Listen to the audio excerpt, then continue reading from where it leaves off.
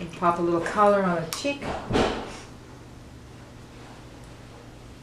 And in fact, instead of using my fingers, I do love my skin-to-skin application, but I am going to use my brush. This brush works really well. Blends perfectly, doesn't disturb the foundation that you've just done. And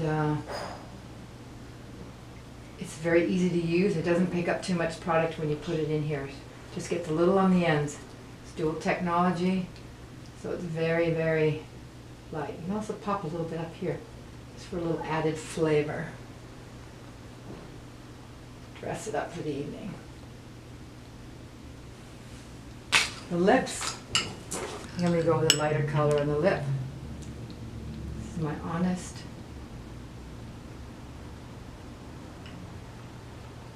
Gives a nice little bit of moisture, little fullness to the lip.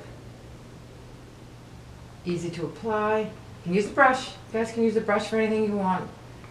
I just happen to like skin-to-skin application most of the time. Very pretty, super easy, user-friendly, and she's done.